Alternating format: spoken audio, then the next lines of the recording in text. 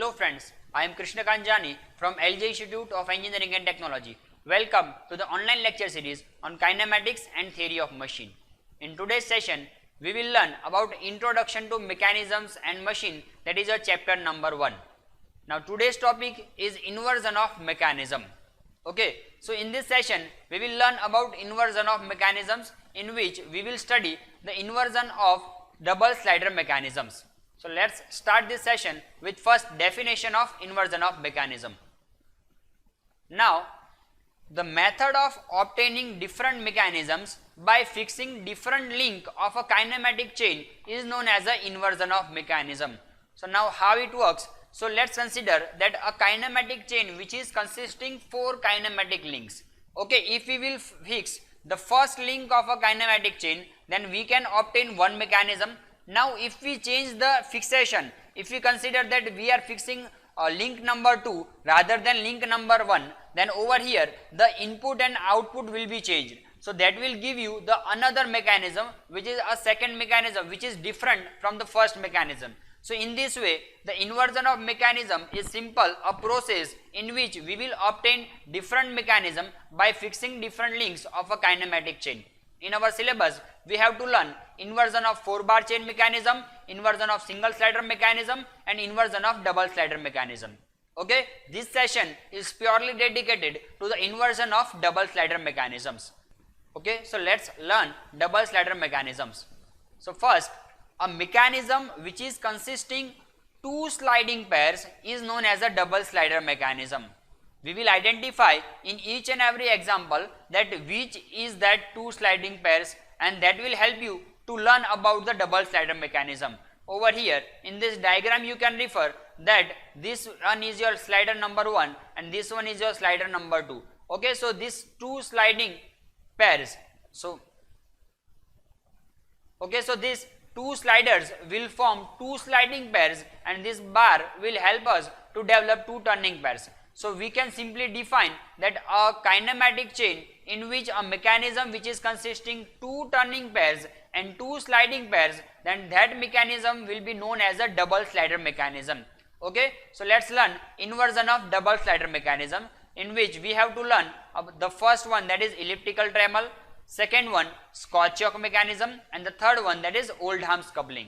Okay, so let's start with the first one, elliptical Dremel. Now as the name indicates, it is a mechanism which will help us to trace elliptical shapes. Okay, so let's first identify kinematic links in this mechanism. So over here the first one, that is link number 1, is your slider. Over here you can refer that in this mechanism this slider will be termed as link number 1. This slider is connected with a bar which is your link number 2, and this bar is connected with link number 3. Now both this slider will be moving with respect to some fixed point. So this fixed point, that is your fixed frame, is termed as your link number 4. Okay, now how it will work? So over here you can refer in this diagram. So as you will give input to this bar, so as the bar is rotating, and this with the rotation of this bar, your slider number 1 and slider number 3 will be sliding inside this frame. Over here the slider number 1 will be sliding in horizontal direction and slider number 2 will be sliding in vertical direction. Now over here we have considered the P point over here, that's why we are getting this elliptical shape in this way. If we consider this P point over here at any point in this bar, then that will help us to trace the ellipse which is in a larger size compared to this point. Okay, so in this way this elliptical Dremel works. Now let's make a list of turning pair and sliding pair to learn it in detail. So the turning pairs, so the first one, this slider is connected with your bar. So with respect to this slider, this bar will be turning. Okay, so that is your turning pair number 1, that is link number 1 and link number 2. Now similarly your link number 2, that bar is again connected with slider number 2. So that is also making a turning pair. So that's why that is link number 2 and link number 3, that is your second turning pair. Now make a list of sliding pair. So now this link 3 is sliding in this frame of link number 4, that is your fixation. So that is your sliding pair number 1, and similarly your slider number 1 is again fixed inside this frame which is moving in horizontal direction. So that will form another sliding pair, that is sliding pair number 2, which is link number 1 and link number 4. Okay, so while writing in examinations, you have to make list of all these turning pair and sliding pair and have to explain the working of elliptical Dremel. Okay, now let's learn the second inversion, that is Scotch-Yoke mechanism. In this diagram, you have to identify your different 4 kinematic links. So the first kinematic link is your fixation. So this fixation point, similarly this fixation point with respect to which your slider will be moving in horizontal direction. Okay, so these all points are termed as your fixation, that is link number 1. Now with respect to this link number 1, your link number 2 is your crank, which is able to rotate completely inside this frame.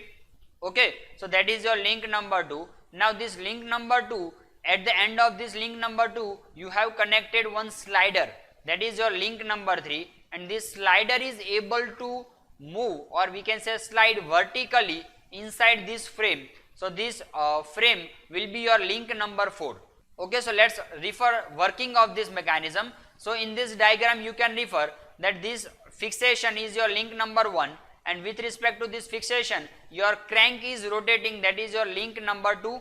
Now due to rotation of this crank link number 2, your slider, or we can say this pin over here, so this pin is able to slide, so that's why it is termed as a slider. So this pin is connected at the end of crank, so that's why it is a part of crank as well as it is inside your link number 4, and this pin, that is your link number 3, is sliding inside your link number 4, which is sliding in horizontal direction. So over here we have 2 sliders, first slider that is moving in vertical direction and the second slider which is moving in horizontal direction. Okay, now this mechanism can be extended by both the directions working. So if we refer over here, then if we will rotate this crank, so it will slide this slider in horizontal direction, which will produce 2 directional motion in left side as well as right side also. Okay, so let's make a list of kinematic pairs in this mechanism. So the first turning pairs, so link number 1, that is your fixation, and your link number 2 crank. So with respect to this fixation, your crank is rotating with number 1 and link number 2, that is crank, and your frame is your first turning pair. Now second turning pair, this link number 2 is making or turning with respect to your slider. If you refer this slider over here, then with respect to this slider, this has to turn. Otherwise, if you are considering this one as a whole fixation body, then this rectangle will also rotate and it will move in another direction. Okay, so over here you have to allow pin joint over there. Okay, so if you consider pin joint at the end of link number 2 and link number 3, so that will form again your turning pair, that is link number 2 and 3. Now link number 3 is your this slider which is sliding inside this link number 4. So that is your first sliding pair, and this link number 4 is sliding with respect to this fixation in horizontal direction. So that is your second sliding pair. So in this way, in this mechanism, we have 2 turning pair and 2 sliding pairs. So that's why it is also known as a double slider mechanism. Okay, so this is a Scotch-Yoke mechanism which is helpful in cutting actions. Most of the mechanisms you will see in your workshops where you want to cut with the hacksaw blades, then this continuous action of hacksaw blade working can be developed with this Scotch-Yoke mechanisms. So this is the second inversion of double slider mechanism, that is Scotch-Yoke mechanism. Now the third inversion, that is Oldham's coupling. Now as the name indicate, it is a coupling device. Now coupling is a device which is used to connect 2 shafts. Okay, so now if we refer over here, then this one is your driving shaft, that is your link number 1, let's consider, and this one is your driven shaft, that is your link number 3. Now if you want to connect 2 shafts, then you can directly accommodate with the help of a coupling. But now in this mechanism, if you refer, then your link number 1, that is your shaft A, and shaft B is slightly misaligned. They are not in a same line. Okay, so they are slightly misaligned. So over here you cannot directly connect them with the help of coupling. So over there you have to use Oldham's coupling. Now how this coupling works? So to let's understand working of this Oldham coupling, first we have to bifurcate these components. Okay, so if we bifurcate this assembly, then it is a shaft, that is your link number 1, your intermediate plate, that is your link number 2, and your shaft which is a driven shaft, that is your link number 3. Okay, now this link number 1, 2 and 3. Now if you refer that in link number 1 we have provided one slot, and this slot will be filled by this intermediate portion piece, that is your link number 2.